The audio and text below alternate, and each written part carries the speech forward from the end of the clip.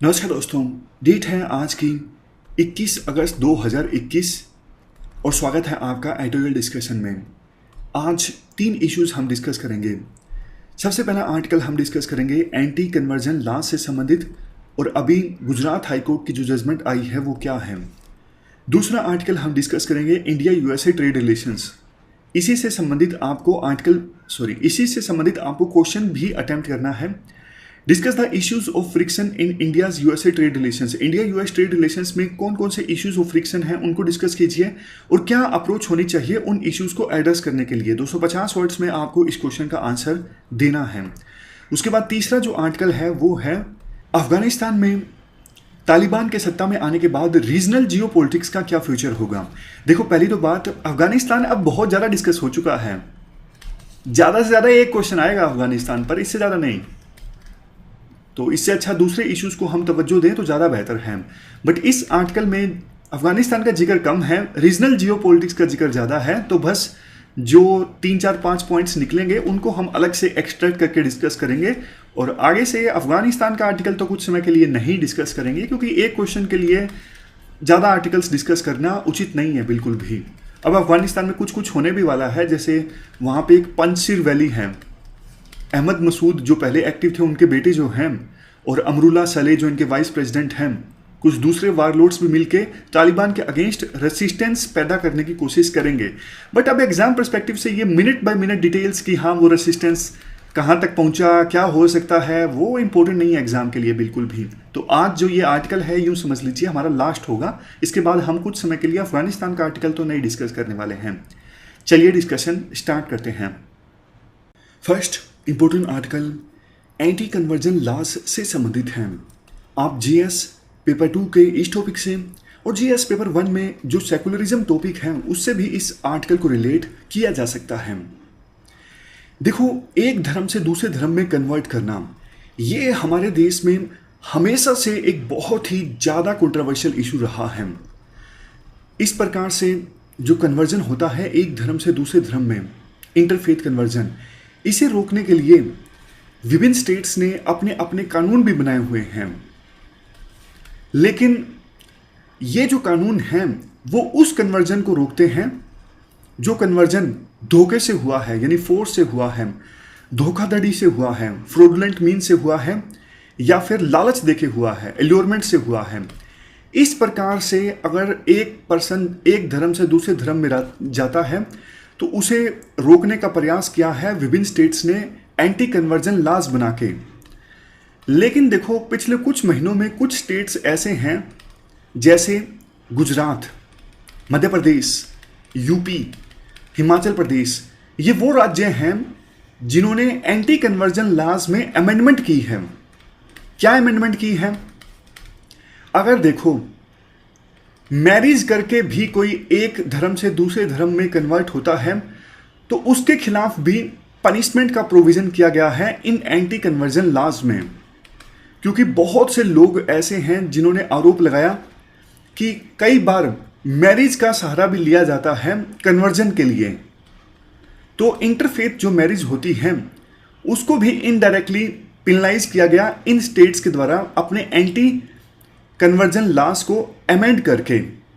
But देखो, अलग अलग स्टेट्स में जो ये एंटी कन्वर्जन अमेंडमेंट्स आए हैं ना, इनको चैलेंज किया गया है रिस्पेक्टिव हाई कोर्ट्स के सामने।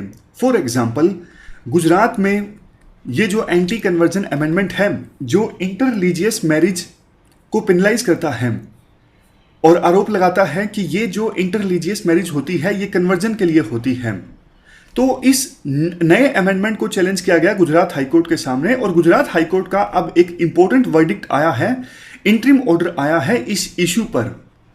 गुजरात हाईकोर्ट ने कहा कि भैया आप एक बात बताओ, वो इंटर रिलीजियस मैरिज जिसमें फोर्स का इस्तेमाल किया गया है, फ्रॉडुलेंट मीन्स यानी कि धोखाधड़ी का इस्तेमाल किया गया है, या फिर एल्योरमेंट का इस्तेमाल किया गया है यानी लालच देके शादी की गई है, तो उनको तो आप पिनलाइज कीजिए ना।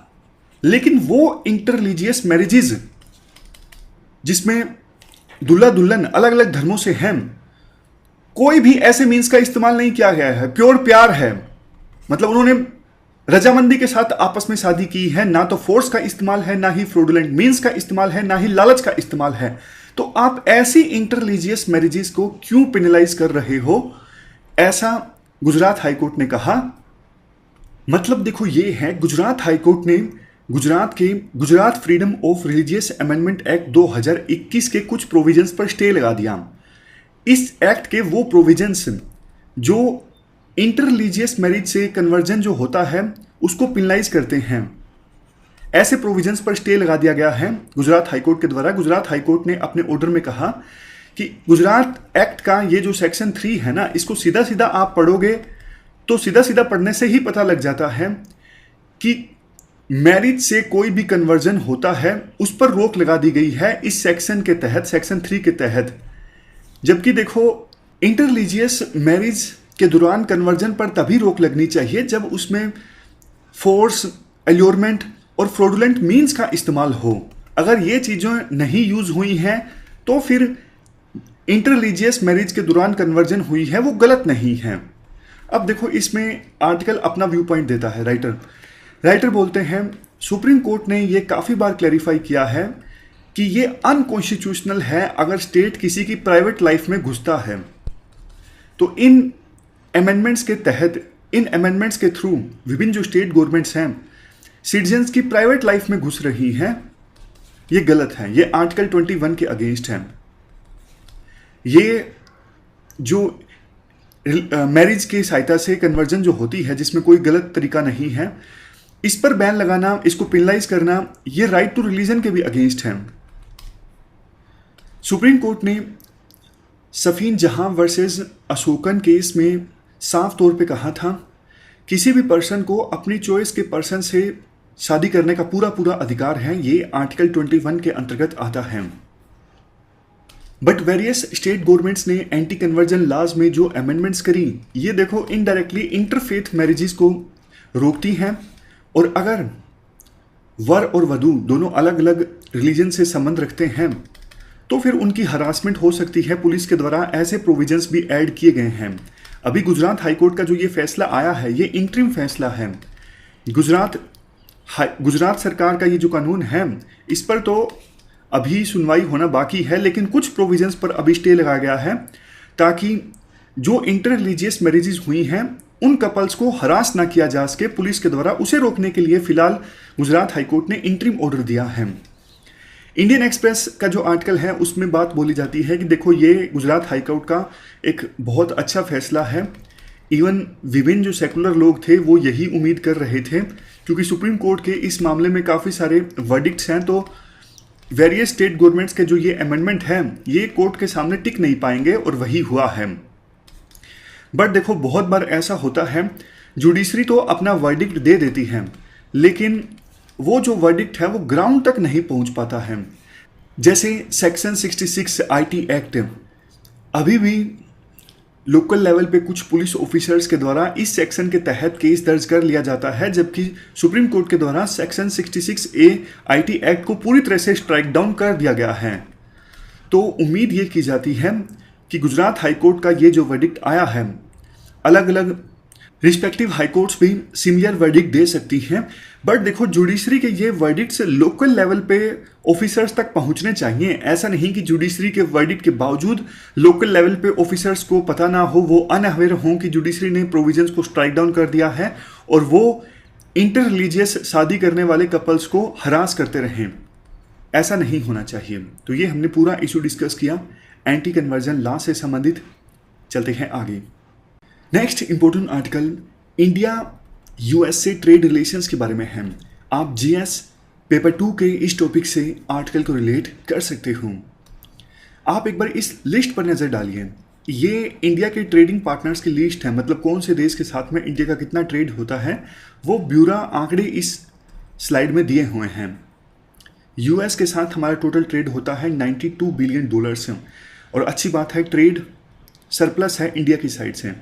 लेकिन चाइना की साइड से देखिए ट्रेड डेफिसिट है $48.65 बिलियन का। तो एक बार आप इस पर नज़र डाल लीजिएगा। प्री में काफ़ी बार ऐसे क्वेश्चंस पूछ लेते हैं, और ऐसा नहीं कि ये डिसेंडिंग ऑर्डर में है जैसा मुझे भी शुरू में लगा था। यहाँ पर देखो टोटल ट्रेड होता है स्विट्जरलैंड के साथ 18.11 बिलियन डॉलर्स, लेकिन इसके बाद फिर 21.9 जर्मनी के साथ में। ऐसा नहीं कि 5वें नंबर पे सबसे ज़्यादा ट्रेड स्विट्जरलैंड के साथ होता है। स्विट्जरलैंड से ज़्यादा वाले देश तो नीचे हैं, 21 है, हांगकांग के साथ 34 है, 20 साउथ कोरिया है, तो डिसेंडिंग ऑर्डर में नहीं है एग्जैक्टली ये। खैर, इंट्रोडक्शन में आर्टिकल में कहा जाता है यूएस देखो हमारा सबसे बड़ा ट्रेडिंग पार्टनर है, और यूएस के साथ जब हमारा ट्रेड होता है तो इंडिया को फायदा ज़्यादा होता है, क्योंकि हम यूएसए को एक्सपोर्ट ज़्यादा करते हैं, यूएसए से इंपोर्ट कम करते हैं। कुछ समय पहले तक जब ट्रंप राष्ट्रपति थे ना यूएस के, तो इंडिया और यूएसए के बीच एक फ्री ट्रेड एग्रीमेंट को साइन करने की बात चल रही थी, नेगोशिएशंस चल रही थी। शुरुआत में बात ये थी कि पहले मिनी ट्रेड डील साइन की जाए, उसके बाद full fledged free trade agreement sign किया जाए। जब ट्रंप भारत की यात्रा पर आए थे ना, तो उस समय भी कुछ एक्सपर्ट्स के द्वारा कहा जा रहा था कि शायद कुछ ट्रेड डील को लेके अनाउंसमेंट हो जाए, लेकिन ऐसा हो नहीं पाया था। अब यूएसए के राष्ट्रपति ट्रंप नहीं है, अब यूएसए के राष्ट्रपति हैं बाइडन। लेकिन देखो, अब बाइडन के सिग्नल से ऐसा लगता है कि यूएसए अब इंटरेस्टेड नहीं है इंडिया के साथ फ्री ट्रेड एग्रीमेंट साइन करने में। ऐसा एक्नॉलेज भी किया गया हमारे देश के कॉमर्स मिनिस्टर पीयूष गोयल के द्वारा। लेकिन सरकार अब कुछ और इश्यूज पर यूएसए के साथ बातचीत करेगी ट्रेड रिलेटेड, जैसे कि देखो नॉन टैरिफ बैरियर्स को कम किया जाए। यूएसए इंडिया पर आरोप लगाता है कि इंडिया यूएसए के माल को इंडिया में नहीं आने देना चाहता। काफ़ी तरह के नॉन टैरिफ बैरियर्स इंडिया ने लगा के रखे हैं। ऐसा ही कुछ प्रोडक्ट्स को लेके आरोप जो है इंडिया का है यूएसए के ऊपर। और इंडिया यूएसए अब बात करेंगे कॉमन क्वालिटी स्टैंडर्ड्स को लेके, मतलब जो गुड्स इंपोर्ट एक्सपोर्ट होते हैं उनकी जो क्वालिटी है वो दोनों देशों के स्टैंडर्ड पर खरी उतरनी चाहिए।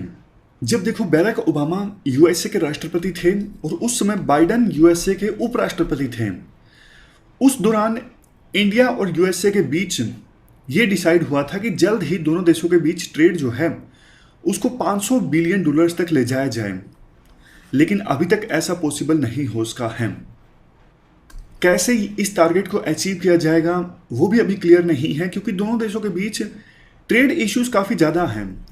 जहां देखो एक तरफ यूएसए ये चाहता है कि इंडिया अपने टैरिफ को कम करे यूएसए के गुड्स पर, जैसे डेयरी प्रोडक्ट्स हैं, लेकिन इंडिया ऐसा नहीं कर सकता, क्योंकि हमारे जो फार्मर्स हैं उनके ख़त्म होने का, उनके इनकम लेवल कम होने का खतरा है। क्योंकि यूएसए में जो डेयरी प्रोडक्ट्स है ना, उसमें मशीनों का काफ़ी इस्तेमाल होता है, बड़े स्केल पर डेयरी प्रोडक्ट्स तैयार होते हैं।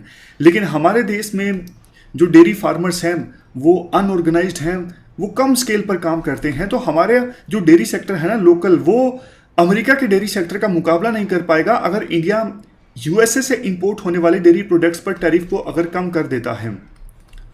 ऊपर से यूएसए ये भी कहता है कुछ और प्रोडक्ट्स जैसे एग्रीकल्चर प्रोडक्ट्स हैं, अल्कोहल हैं, ऑटोमोबाइल आइटम्स हैं, इन पर भी इंडिया इंपोर्ट ड्यूटी को कम करे, ऐसा यूएसए का कहना है। इश्यूज देखो और भी हैं, जैसे H1B का इशू है, लेकिन ये इंडिया की साइड से हैं। इंडिया ये भी कहता है यूएसए को कि आपने हमें generalised system of preferences system से हटा दिया।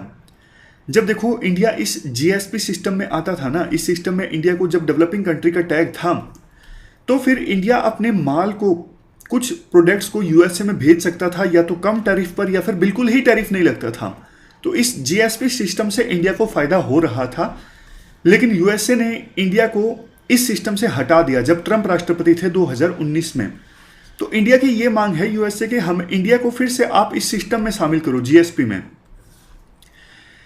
लास्ट में आर्टिकल में ये बोला जाता है, देखो इंडिया समेत कुछ दूसरे देशों को जो प्रोटेक्शनिज्म की बात करते हैं, जो सेल्फ रिलायंस की बात करते हैं, उनको एक चीज़ ध्यान में रखनी चाहिए कि आप ऐसा नहीं सोच सकते कि हम सिर्फ एक्सपोर्ट करें, इंपोर्ट ना करें।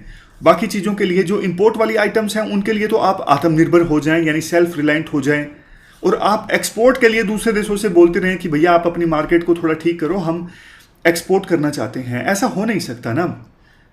इंडिया ने भी आत्मनिर्भर भारत कैंपेन लॉन्च किया था, इससे सिचुएशन और भी ज़्यादा खराब हो गई। इंडिया समेत बहुत सारे देशों ने सेल्फ रिलायंस संबंधित कैंपेन्स लॉन्च किए थे। तो देखो कोविड-19 की वजह से जो ग्लोबलाइजेशन की गति धीमी पड़ी है, उसको अब फिर से रिवाइव करने की आवश्यकता है, क्योंकि ग्लोबलाइजेशन से जिन देशों को फायदा हुआ है, इंडिया चाइना उन देशों की लिस्ट में सबसे ऊपर आते हैं। तो इसलिए इंडिया को प्रोटेक्शनिज्म की पॉलिसी छोड़ के दूसरे देशों को ट्रेड इंक्रीज करने पे फोकस करना चाहिए। और इस दिशा में अगर इंडिया को कुछ ड्यूटी, कुछ टैरिफ कम भी करने पड़ते हैं तो इंडिया को उससे हिचकिचाना नहीं चाहिए, क्योंकि देखो आप सिर्फ ये एक्सपेक्ट नहीं कर सकते ना कि हम टैरिफ इंक्रीज ना करें और वो इंक्रीज करें, ऐसा पॉसिबल नहीं है। सामने वाला देश बेवकूफ नहीं है ना, सामने वाला देश मानेगा नहीं, वो बोलेगा पहले आप टैरिफ कम करो फिर हम भी करेंगे। तो कुछ पाने के लिए कुछ देना भी इंडिया को पड़ेगा, तभी आप दूसरे देशों के लिए साथ में ट्रेड रिलेशंस जो हैं वो स्मूथ बना सकते हो। अब देखो आइसोलेशन में इंडिया नहीं जी सकता, RCEP इसका मेंबर इंडिया बना नहीं। कुछ देश जो हैं जैसे यूके, इन्होंने वियतनाम के साथ जो इंडिया का कॉम्पिटिटर है, इनके साथ में फ्री ट्रेड एग्रीमेंट साइन कर लिया है, लेकिन इंडिया ने अभी तक यूके जैसे देशों के साथ भी जो ब्रेग्जिट से अलग हुए हैं, मौका है, उनके साथ भी इंडिया अभी तक फ्री ट्रेड एग्रीमेंट नहीं साइन कर सका है। तो इंडिया को फुर्ती दिखानी होगी अगर बड़े लेवल पे इंडिया एक्सपोर्ट करना चाहता है, अपने जो ट्रेड रिलेशंस हैं वो इंप्रूव करना चाहता है। तो ये हमने पूरा आर्टिकल डिस्कस किया इंडिया US ट्रेड रिलेशंस के बारे में। चलते हैं आगे। इसके बाद नेक्स्ट आर्टिकल रीजनल जियोपॉलिटिक्स से संबंधित है। आप GS पेपर 2 के इस टॉपिक से आर्टिकल को रिलेट कर सकते हो। हैप्पीमोन जैकब के द्वारा ये आर्टिकल लिखा गया है। देखो इस आर्टिकल से सबसे पहला पॉइंट ये निकल के आता है, चाइना जो कि अपना बेल्ट एंड रोड इनिशिएटिव को लेके बहुत ज़्यादा सीरियस है, बट अभी तक अफगानिस्तान में चूंकि USA मौजूद था तो अफगानिस्तान को चाइना बेल्ट रोड इनिशिएटिव में शामिल नहीं कर पा रहा था। लेकिन USA के अफगानिस्तान से जाने के बाद में अब यहाँ पे एक प्रकार से एक्सिस इमर्ज होके आएगी, जिसमें पाकिस्तान होगा, अफगानिस्तान होगा, रशिया होगा, चाइना होगा। ये इंडिया के लिए बहुत बड़ी खतरे की बात है और हो सकता है ईरान भी इसमें शामिल हो जाए। इन सभी का इस एक्सिस में शामिल होने का एक मेजर रीज़न ये होगा कि USA के खिलाफ नफरत। तो USA जो वॉइड यहाँ पे छोड़ के गया है, उस वॉइड में ये एक्सिस इमर्ज होके आएगी। इंडिया के लिए वैसे देखो खतरे की घंटी ये भी है, जैसा हमने पहले डिस्कस किया, तालिबान फिर से एक ब्रीडिंग ग्राउंड बन सकता है। यहाँ पे एंटी इंडिया आतंकवादियों की ट्रेनिंग हो सकती है। बट देखो उससे भी ज़्यादा जो ये तालिबान की जीत हुई है ना USA के अगेंस्ट, इसे बहुत सारे जो जिहादी हैं उनमें एक नई एनर्जी सी आ गई है। जैसे तालिबान ने सभी प्रिजनर्स को छोड़ दिया, उनमें से कुछ तो खूंखार प्रिजनर थे, तो अब उनमें एक नई एनर्जी सी आ गई है। उनको लगता है अगर तालिबान USA को हरा सकता है तो हम भी, मतलब जैसे कोई एंटी इंडिया टेररिस्ट है तो उनमें भी एक एनर्जी आ गई है कि हम भी इंडिया के खिलाफ एक्शन ले सकते हैं। तो ये जो तस्वीरें हैं ना, ये बहुत ज़्यादा चिंताजनक हैं। और ऐसा नहीं है, देखो आप रियलिज्म के हिसाब से सोचिए, ऐसा बिल्कुल भी नहीं है कि तालिबान अब सुधर जाएगा, ऐसा नहीं होता है। उनकी जो सोच है ना वो बचपन से बनी हुई है। ये लोग रातों रात अपनी सोच को नहीं बदल सकते हैं। और चिंता की बात एक ये भी है, कोई रीजनल अप्रोच नहीं दिख रही है कि कैसे तालिबान पर पैसा डाला जाए कि वो टेरर एक्टिविटीज़ के लिए पनाह ना दे अपनी ज़मीन को। सारे देश ना अपना अपना फ़ायदा देख रहे हैं। चाइना अलग से डील कर रहा है तालिबान के साथ कि भैया आप जो जिंगजियांग रीजन में टेरर ग्रुप्स एक्टिव है ना उनको जगह मत दीजिएगा।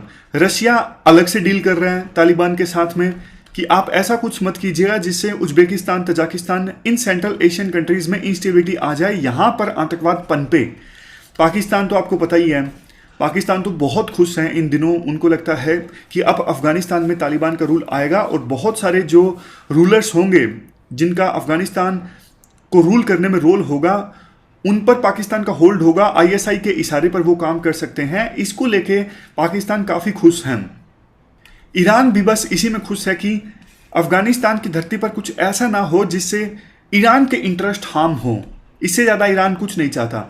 तो सारे देश अपना अपना फ़ायदा देख रहे हैं, अब अलग से तालिबान के साथ डील करने को तैयार हैं। कोई एक रीजनल अप्रोच नहीं दिख रही है कि हाँ भाई अफगानिस्तान के आसपास के जो देश हैं वो एक साथ आ जाएं और तालिबान पर प्रेशर डालें, तालिबान से डील करें। नहीं, ऐसा कुछ नहीं दिख रहा है। एक नेक्स्ट पॉइंट राइटर ये कहते हैं कि अब देखो इंडिया का ना सेंट्रल एशियन कंट्रीज़ के साथ भी रिलेशन कमज़ोर होंगे। पहले तो उम्मीद ये थी ना कि ईरान से होके, छबार पोर्ट से होके, अफगानिस्तान से होके India in central Asian countries को एक्सेस कर सकता है, लेकिन अब दिक्कत है। जब ये अशरफ गनी, हामिद करजई ये राष्ट्रपति थे अफगानिस्तान के, तब इंडिया नहीं कर सका अच्छे से। अब तालिबान का रूल आ गया अफगानिस्तान में, कैसा इंडिया सेंट्रल एशियन कंट्रीज़ के साथ अच्छे से कनेक्ट इस्टाब्लिश करेगा। बट देखो एक और भी इंटरनेशनल नॉर्थ साउथ कॉरिडोर है जो बंदर अब्बास पोर्ट से होके जाता है। इस रूट पर इंडिया अब ज़्यादा फोकस कर सकता है, इंटरनेशनल नॉर्थ साउथ कॉरिडोर। इसके बाद लास्ट में राइटर कहते हैं अब इंडिया की जो प्रायोरिटीज़ हैं वो देखो ये होंगी, कम से कम जो नेबरिंग कंट्रीज़ हैं उनके साथ रिलेशंस अच्छे किए जाएं। जैसे म्यांमार है, म्यांमार में अभी मिलिट्री रूल है, लेकिन फिर भी इंडिया ने कुछ खास म्यांमार के खिलाफ बोला नहीं है, इसलिए क्योंकि इंडिया पड़ोसी देशों के साथ रिश्ते खराब नहीं करना चाहता है। और पाकिस्तान के साथ भी इंडिया अब कोल्ड पीस चाहता है। कोल्ड पीस मतलब बेशक रिश्तों में गर्माहट ना आए, लेकिन कुछ लड़ाई भी ना हो, कुछ टेंशंस भी ना हो। चाइना हो सकता है कि अब इंडिया के अगेंस्ट ज़्यादा अग्रेसिव हो, क्योंकि अब पूरे रीजन में चाइना का जो इन्फ्लुएंस है वो बनने वाला है। अफगानिस्तान के ऊपर अब चाइना का इन्फ्लुएंस होगा, क्योंकि यूएसए जा चुका है। तो बहुत कम ऐसे देश बचेंगे जहाँ पे चाइना का इन्फ्लुएंस ना हो। अकेला इंडिया बचेगा, भूटान बचेगा, तो फिर चाइना अब और ज़्यादा मोटी आंखें इंडिया को दिखाएगा। तो ये सारे पॉइंट्स जो हैं वो इस आर्टिकल से निकलते हैं। हमारी आज की इस डिस्कशन में इतना ही है। आज हमने 3 इश्यूज़ को डिस्कस किया। Thank you very much for discussion.